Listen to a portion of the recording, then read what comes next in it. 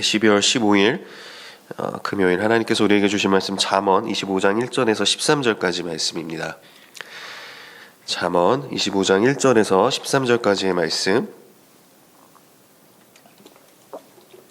우리 한 절씩 교독하고 마지막 13절은 함께 읽도록 하겠습니다. 저부터 읽겠습니다. 이것도 솔로몬의 잠언이요 유다왕 히스기야의 신하들이 편집한 것이니라. 이를 숨기는 것은 하나님의 영화요 이를 살피는 것은 왕의 영화니라. 하늘의 높음과 땅의 깊음 같이 왕의 마음은 헤아릴 수 없느니라. 은에서 찌꺼기를 제하라. 그리하면 장색에 쓸만한 그릇이 나올 것이요 왕 앞에서 악한 자를 제하라. 그리하면 그의 왕위가 의로 말미암아 견고히 서리라. 왕 앞에서 스스로며 대인들의 자리에 서지 말라. 이는 사람이 내게 이리로 올라오라고 말하는 것이 내 눈에 보이는 귀인 앞에서 저리로 내려가라고 말하는 것보다 나음이니라. 너는 서둘러 나가서 다투지 말라. 마침내 네가 이웃에게서 욕을 보게 될 때에 네가 어찌할 줄을 알지 못할까. 너는 이웃과 다투거든 변론만 하고 남의 은밀한 일은 누설하지 말라. 듣는 자가 너를 꾸짖을 터이요 또 내게 대한 악평이 내게서 떠나지 아니할까 두려우니라. 경우에 합당한 말은 아로새긴 은쟁반의 금사관이라. 자의 책망은 청종하는 귀의 금고리와 정금 장식이니라. 함께 읽겠습니다. 충성된 사자는 그를 보낸 이에게 마치 추수하는 날에 얼음 냉수 같아서 능히 그 주인의 마음을 시원하게 하느니라. 아멘. 네, 이렇게 주님 전에 나오신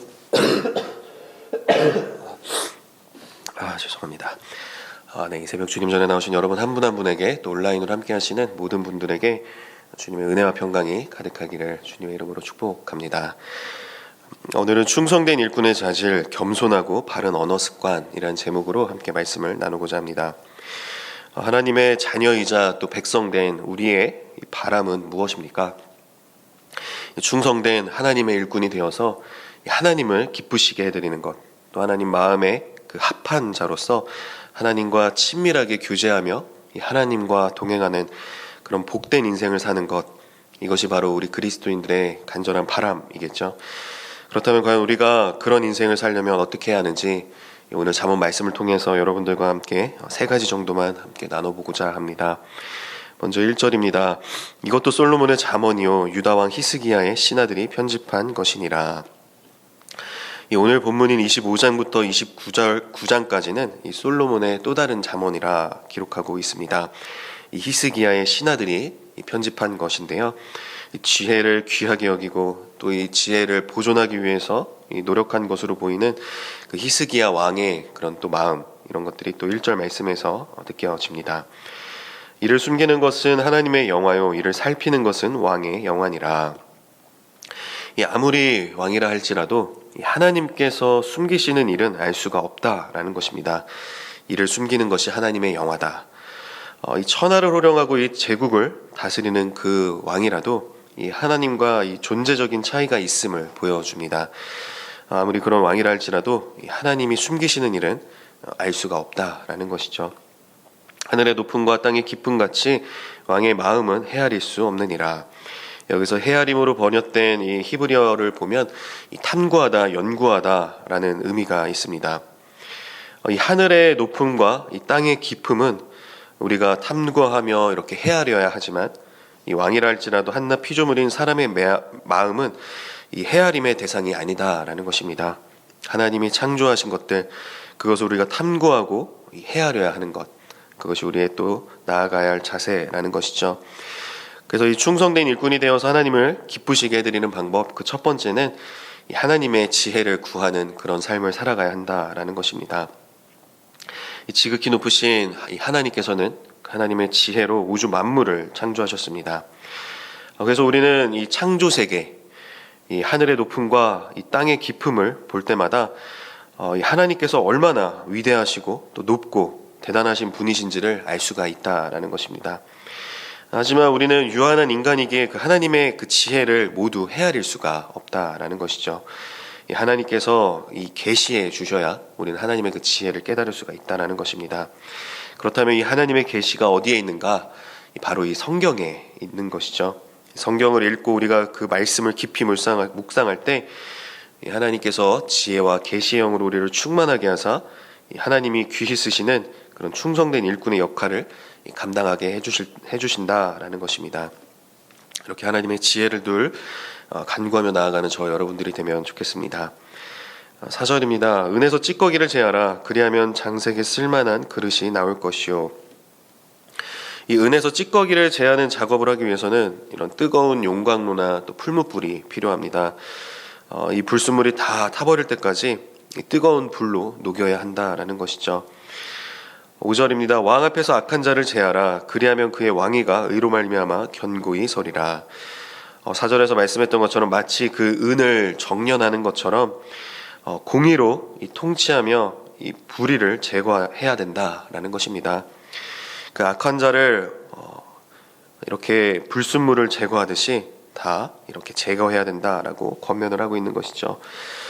그렇게 공의로 통치하며 이런 불의를 제거할 때 이 왕위가 깨끗하고 그 순전한 은처럼 견고하게 세워질 수 있다라는 것입니다. 6절입니다. 왕 앞에서 스스로 높은 채 하지 말며 대인들의 자리에 서지 말라. 자신 스스로를 높게 평가하며 이 분수에 맞지 않는 것들을 요구하지 말라는 것입니다. 너 자신을 알고 눈치껏 행동을 하라는 것이죠. 그 이유가 7절에 기록되어 있습니다. 이는 사람이 내게 이리로 올라오라고 말하는 것이 내 눈에 보이는 귀인 앞에서 저리로 내려가라고 말하는 것보다 나음이니라. 스스로 겸손하면 하나님께서 높여주셔서 더 높은 지위를 얻지만 또 오만하고 또 이 무례한 사람은 다른 사람들 앞에서 비천해지고 또 수치를 당하게 된다라는 것입니다. 이 충성된 일꾼이 되어서 하나님을 기쁘시게 해드리기 위해 필요한 자질, 그 두 번째는 바로 이 겸손함입니다. 이 교만한 자는 하나님께서 정말 싫어하십니다. 결코 하나님께서는 들어서 사용하지 않으시죠. 성경 어디에도 하나님께서 이 교만한 자를 들어서 쓰신 적이 없다라는 것을 우리는 반드시 기억해야 합니다. 다들 높아지고자 하는 그 세상의 풍조를 따르는 것이 아니라 그 예수님의 그 본을 따르는 삶을 살아가야 한다라는 것입니다. 예수님은 이 만왕의 왕이심에도 불구하고 이 낮은 자리에서 늘 섬기셨습니다. 제자들의 발을 씻겨주시고 또 멸시 천대 받는 이들과 늘 함께 해주셨죠. 그리고 가장 비참하고 낮은 자리인 그 십자가에서 우리를 대신해 달려 돌아가셨습니다. 날마다 그런 예수님을 묵상하며 겸손하게 살아갈 때 하나님께서 높여주시고 또 귀하게 쓰시는 하나님의 충성된 일꾼이 될 수 있다는 것 기억하면 좋겠습니다. 8절입니다. 너는 서둘러 나가서 다투지 말라. 마침내 네가 이웃에게서 욕을 보게 될 때에 네가 어찌할 줄을 알지 못할까 두려우니라. 이 무슨 일이 있을 때 바로 고소를 하거나 법정에 출두하지 말라라는 것입니다. 서둘러 나가서 다투지 말라는 것이죠. 특별히 이웃, 이 가까운 사람 사이에서는 더욱 신중하고 또 조심스럽게 행해야 된다라는 것입니다.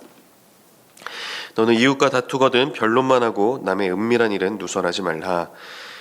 이 비밀을 사람들 앞에서 공개적으로 밝히지 말라는 권면입니다. 왜냐하면 그 이유가 10절에 기록되어 있죠. 듣는 자가 너를 꾸짖을 터이요 또 내게 대한 악평이 내게서 떠나지 아니할까 두려우니라. 오히려 그 비밀을 들은 사람들에게 꾸짖음을 당하고 이 악평만 듣게 되기 때문이라는 것입니다.